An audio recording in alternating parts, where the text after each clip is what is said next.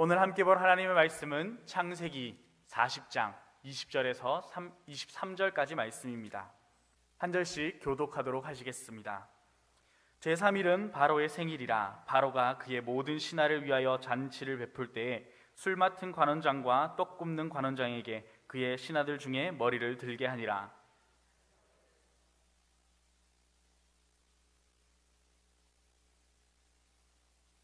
떡 굽는 관원장은 매달리니 요셉이 그들에게 해석함과 같이 되었으나 술 맡은 관원장이 요셉을 기억하지 못하고 그를 잊어버렸더라. 아멘. 옆에 계신 성도님들과 함께 고백하겠습니다. 사랑하고 축복합니다. 여러분들께서는 혹시 스크루테이프의 편지라는 기독교 고전 소설을 읽어보셨는지요? 여기서 스크루테이프의 편지는 C.S. 루이스라는 작가가 쓴 기독교 풍자소설로 상급 악마가 등장합니다. 이 상급 악마는 스크루테이프라는 이름을 가지고 있는데 이 상급 악마가 하급 악마인 조카에게 편지를 보내는 형식으로 기록되어져 있습니다. 편지의 내용이 어떻겠습니까? 상급 악마인 이 스크루테이프가 조카 악마에게 넌 이렇게 하면 인간들을 잘 지옥에 빠뜨릴 수 있어 라고 조언을 하고 있는 내용입니다. 이 책은 특별히 악마의 시선으로 쓰였기 때문에 독자는 이 책을 읽어갈 때 큰 혼동에 빠지게 됩니다. 도대체 무슨 말을 하는 거지? 부터 시작해서 악마가 이렇게 사람들을 유혹하고 하나님을 믿지 못하게 빠뜨리는구나 라는 것을 깨닫게 됩니다.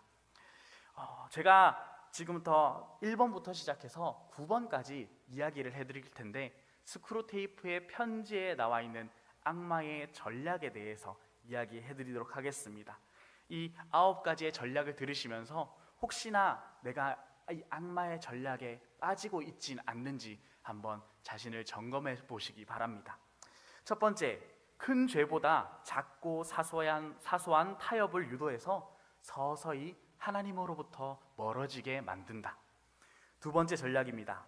묵상, 기도, 회개와 같은 깊은 내적 성찰을 하지 못하게 해서 바쁨과 또 소음과 분주함으로 생각을 흐리게 만들거나 아니면 소셜미디어와 같은 SNS를 통해 사소한 걱정거리 등으로 영적인 것에 눈을 돌리게 만든다. 세 번째 전략입니다. 진심 어린 기도가 아니라 습관적이고 내용 없는 기도를 하게 만든다. 네 번째입니다.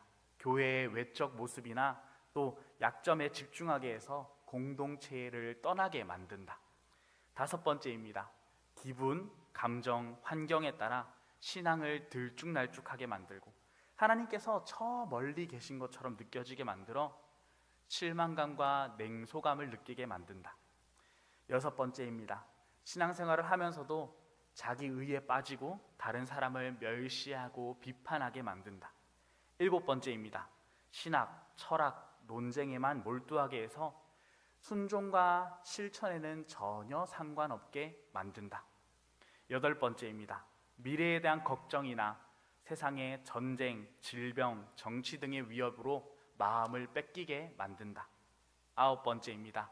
하나님이 주신 선한 것, 음식, 성, 여가 등을 과용하거나 왜곡하게 해서 그것에 빠지게 만든다. 1번부터 9번까지 줄줄줄 쉬지 않고 이야기하였지만 1번부터 9번까지 단 하나로도 피해갈 수 있는 사람이 없는 것 같습니다.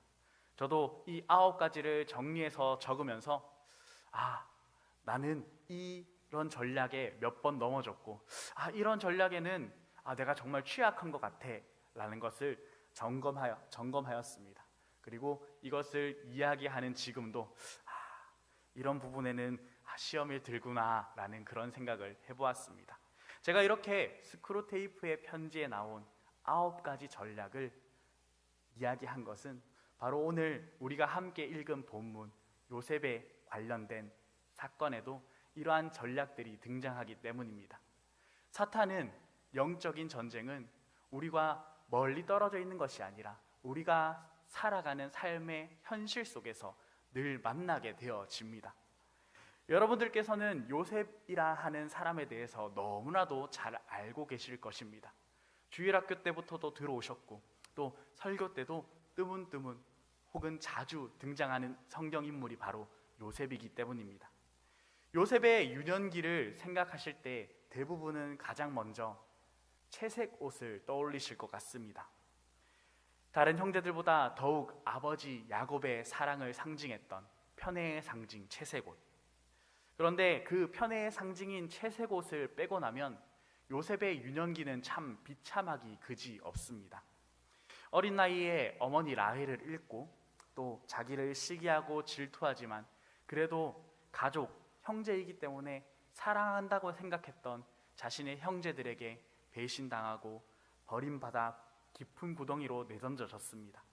그 깊은 구덩이 속에서, 그 어둠 속에서 형들에게 제발 살려달라고 절규에 가까운 외침으로 외쳤지만 또 절박과 간절함으로 하나님께 살려달라고 기도하였지만 형들은 그의 절규 섞인 외침을 외면했고 하나님께서는 요셉의 목숨을 살려주긴 하셨지만 대신 노예로 팔려가게 허락하셨습니다. 위안 아들의 신분에서 노예의 신분으로 전락된 요셉의 삶, 그 노예의 생활은 인권이 철저히 유린된 그런 절망의 삶이었습니다. 하지만 노예의 신분 속에서도 이 요셉은 최선을 다했습니다. 이런 삶을 살느니 차라리 죽는 편이 낫겠다 하고 하나님을 원망하거나 극단적인 선택을 한 것이 아니었습니다. 오히려 요셉은 하나님이 함께 하심을 믿으며 자신이 할 수 있는 최선의 삶을 살아갔던 사람입니다. 노예의 삶에서 최선을 다한 것입니다. 그리고 그렇게 열심히 살다 보니 그 결과가 무엇이었습니까? 주인의 가정을 다스리는 가정 총무로 발탁되었습니다. 주위 사람들에게 신뢰를 얻게 되고 이제 그 가정에서 누구보다도 뛰어나고 인정받는 사람이 되었습니다. 그렇게 그의 인생이 다시 잘 풀리려고 할 때 그를 넘어뜨리는 사건이 등장합니다. 주인의 아내를 범하려 했다는 성폭행범의 누명을 쓰고 지하 감옥에 갇히게 된 것입니다. 다시 잘 풀리려던 그의 인생이 꼬일 대로 꼬여버리게 되었습니다. 그런데 이제 그때 그 좌절과 절망 속을 반복하고 있을 때 애굽 왕 바로의 신하였던 두 사람이 감옥에 들어오게 됩니다. 떡을 굽는 관원장과 술을 맡은 관원장이었습니다. 요셉은 그들의 꿈을 해석해 주었고 그중 나중에 다시 관직에 복직하게 될 그 관원장에게 자신을 감옥에서 끄집어내 줄 것을 부탁했습니다. 그러나 희망을 갖고 간절히 기다렸지만 일주일이 지나고 한 달이 지나고 1년이 지나고 2년이 지나도 좋은 소식은 오지 않았습니다. 우리는 어떨 때 좌절을 합니까? 극도로 어려운 상황을 이겨내고 한 벽을 넘고 한 언덕을 넘고 나서야 다시 쉬운 내리막길이 평탄한 길이 있을 거라고 기대했지만 그렇지 않을 때 우리는 걸음을 멈추게 됩니다. 또 올라가야 해, 또 이 벽을 넘어야 해 라고 한숨을 쉬게 됩니다. 그런데 그것이 계속해서 반복되면 어떻게 됩니까? 좌절의 파도가 강하게 밀어치면 인간은 모래성이 파도에 휩쓸려 무너져 내리듯이 절망의 나락으로, 좌절의 나락으로 철저히 무너질 수밖에 없는 존재들입니다. 이제껏 노력하고 수고한 것이 헛되고 하나님께 기도한 것이 부질없어 이제는 기도하는 것조차 할 수 없다라고 생각할 수밖에 없는 상황들이 요셉에게 그리고 우리에게 반복될 때가 얼마나 많습니까? 사탄은 저 멀리 떨어져서 우리를 망원경으로 쳐다보고 있는 것이 아니라 우리의 현실 속에서 아주 밀접하게 가까이 붙어 기회를 훔쳐보며 우리에게 낙심의 화살을 쏩니다. 그 화살은 여러 가지 모습을 하고 있는데 주로 오늘날에는 생각이라는 모습으로 우리에게 다가옵니다. 술 맡은 관원장에게 자신을 구해줄 소식을 기다리던 요셉에게 사탄은 이런 생각들을 집어넣지 않았을까요? 넌 이제 영원히 이 지하 감옥에서 벗어날 수 없어. 이 먼 타국 땅에서 네가 이렇게 열심히 산다고 누가 알아주겠어? 네가 죽는다고 누가 불쌍히 여겨주겠어? 가족들까지 널 버렸는데 도대체 누가 널 기다리고 있겠어? 넌 이제 희망이 없어. 넌 이제 그만둬야 해. 이제 포기하고 편해지자 라고 말입니다. 정말 스스로가 가치 없고 모든 것을 포기해버려도 문제가 없을 것 같은 속삭임들 아닙니까? 우리도 어려움을 만날 때, 좌절을 만날 때 이와 같은 마음이 든 적이 있을 것입니다. 그럭저럭한 적당한 핑계와 적당한 현실적인 이야기들을 섞어가며 난 최선을 다했고 난 믿음을 지키려고 노력했지만 여기까지인가 보다. 그만하고 편해지자라고 말입니다. 하지만 요셉은 이런 생각들 대신에 신실하신 하나님을 온 힘을 다해 붙잡습니다. 그가 지하 감옥에서 어떤 생각을 하며 살았는지 옥에 갇힌 관원들이나 바로 왕 앞에서 말을 할 때를 보면 우리는 쉽게 알 수 있습니다. 창세기 40장 8절 말씀은 우리에게 다음과 같이 말합니다. 함께 읽어보겠습니다. 그들이 그에게 이르되 우리가 꿈을 꾸었으나 이를 해석할 자가 없도다. 요셉이 그들에게 이르되 해석은 하나님께 있지 아니하나이까 청하건대 내게 이르소서. 아멘. 요셉은 감옥에서 꿈 때문에 고민하던 두 관원장에게 꿈의 해석이 하나님께 있다고 말합니다. 요셉은 하나님께서 그 꿈을 해석할 것을, 그 꿈을 해석할 지혜를 주실 것을 자신에게 있게 말하고 있습니다. 뿐만 아니라 감옥에서 나온 후에 바로 왕 앞에서도 요셉은 당당하게 하나님이 바로의 꿈에 대해 해석해 주실 것을 이야기합니다. 창세기 41장 16절 말씀입니다. 노란색만 함께 읽어보겠습니다. 시작. 내가 아니라 하나님께서 바로에게 편안한 대답을 하시리이다. 아멘. 이것은 요셉이 지하 감옥 안에서도 하나님과 친밀한 교제 가운데 있었다는 것을 보여주는 사실입니다. 즉 요셉은 자신의 기대가, 자신의 바람이 철저히 무너지는 상황 가운데 있더라도 여전히 하나님을 신뢰하는 모습을 가졌다는 것입니다. 이러한 요셉의 태도가 우리에게 보여주는 사실은 무엇입니까?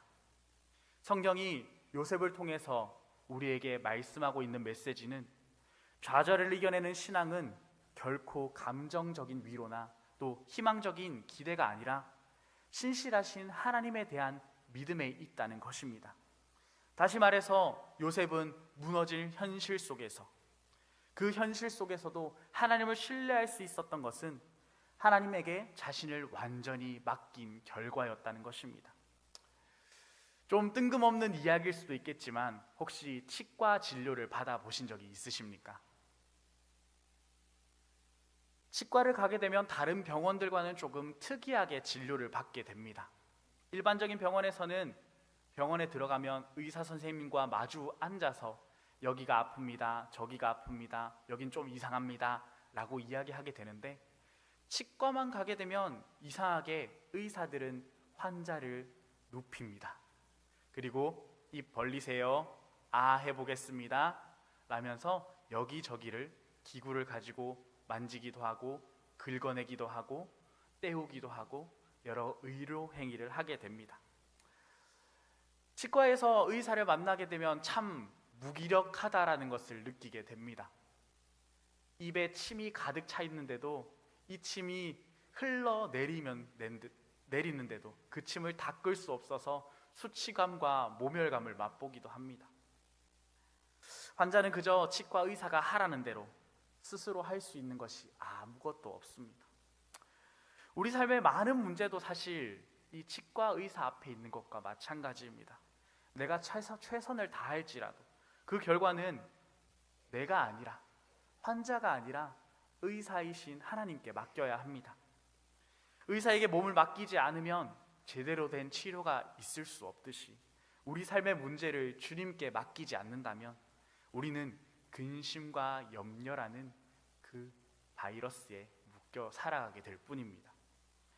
예수님께서도 자신의 생명을 하나님 아버지께 맡기며 죄인들에게 자신을 내어주셨습니다. 나를 치료해 주려는 의사 앞에 누워 있는 것도 참 두렵고 떨리는데, 주님은 자신을 증오하며 해치려고 하는 자들에게 자기 자신을 내어주셨습니다. 하지만 주님이 그 모든 수치와 두려움을 이기실 수 있었던 이유는 이 모든 것을 주관하시는 하나님이 한 분이라는 것을, 그 하나님밖에 없다는 것을 믿었기 때문입니다. 하나님께서 요셉을 사랑하셨다면 요셉을 지하 감옥에 들어가지 않도록 해주셨어야 하지 않나라는 질문을 본문을 만날 때마다 어김없이 생각하게 됩니다. 그러나 하나님은 우리가 생각하는 방법대로 요셉을 감옥에서 막아주시지는 않으셨지만 언제나 그와 함께 하셨다고 성경은 기록하고 있습니다. 그리고 그 고난의 시간을 통해 요셉을 준비시키시고 나아가 자기의 가족들과 많은 백성을 구원의 길로 인도하셨습니다. 성도들이 왜 고통과 어려움을 겪는지 완전하게 이야기할 수 있는 사람은 없습니다. 이해하고 신뢰하려고 하면 어느 순간 또 이해할 수 없는 일들이 들이닥쳐서 우리를 혼란스럽게 만들기 때문입니다.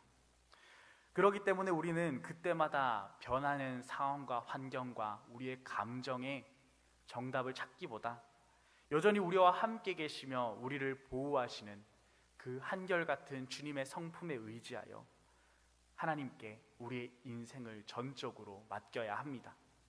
사랑하는 성도 여러분, 독이 든 음식을 먹게 되면 어떻게 되겠습니까? 처음에는 좋다고 먹을 겁니다. 하지만 그 독이 몸을 서서히 점령하게 되고 그 독이 발현되게 되면 결국 우리는 몸이 망가지고 죽음에 이르게 됩니다. 독이 든 음식을 먹으면 서서히 몸이 망가져 죽음에 이르게 되듯이 우리의 생각과 마음이 하나님이 아닌 다른 것에 붙잡혀 있다면 우리의 영혼도 병들어 죽게 될 뿐입니다. 사탄의 거짓말에, 그 거짓 속임수에 속지 마시기 바랍니다. 눈앞에 불안한 상황과 답답한 현실에 우리의 염려와 걱정을 하나님 앞에 내려놓고 분별의 지혜를 달라고 기도하시기 바랍니다. 절망 가운데 있다 할지라도 오늘도 우리와 함께 하시는 주님만을 신뢰하는 믿음을 구할 수 있기를 소망합니다. 그리하여 모든 것을 아시고 함께 하시는 그 살아계신 하나님으로 인해 오늘을 살아갈 소망을 품고 믿음의 걸음을 이어가시는 저와 여러분들 되기를 간절히 소망합니다. 우리 23절 말씀을 다시 한 번 더 읽어보겠습니다. 23절의 말씀입니다.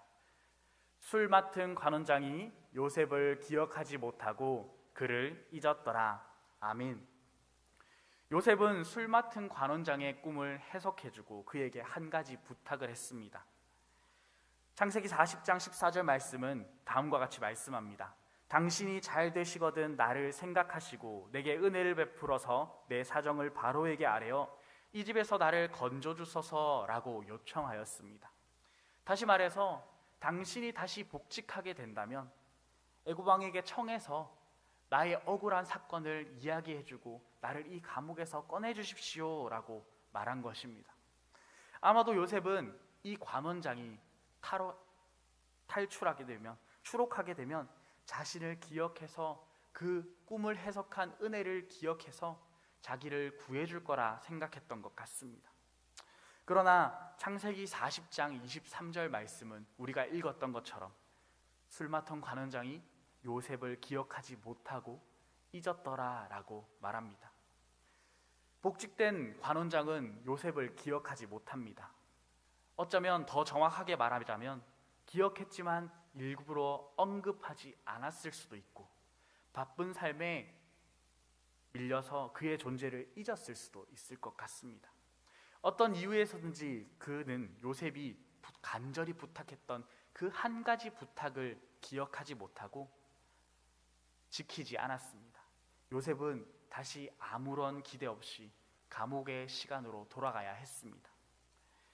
23절의 구절은 매우 짧지만 요셉의 마음을 무너뜨릴 수 있는 충분한 무게를 가지고 있습니다.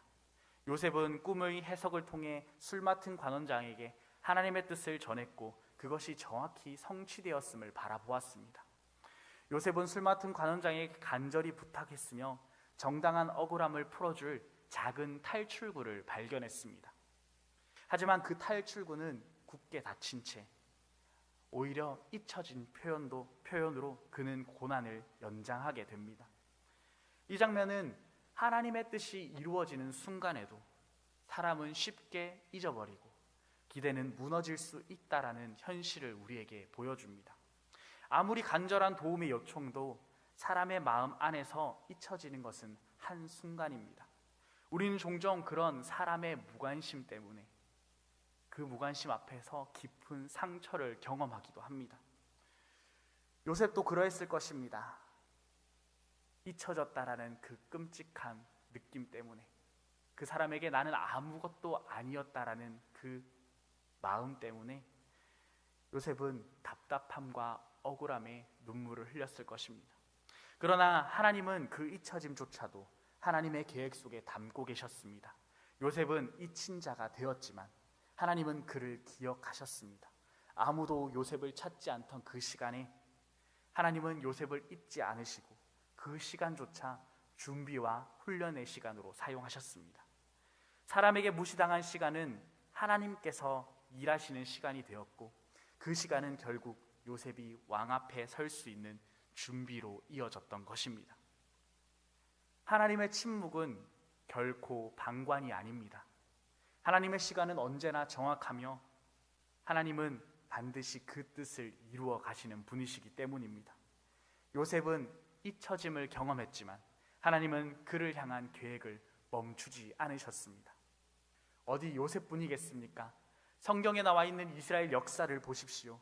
이스라엘 역사를 통하여 성경이 증언하는 것은 이스라엘 백성들이 끊임없이 범죄하고 우상 숭배하며 하나님을 떠났지만 하나님은 의로움과 신실함을 드러내기 위해서 그 백성들을 기억하시며 찾아오신다는 것이었습니다.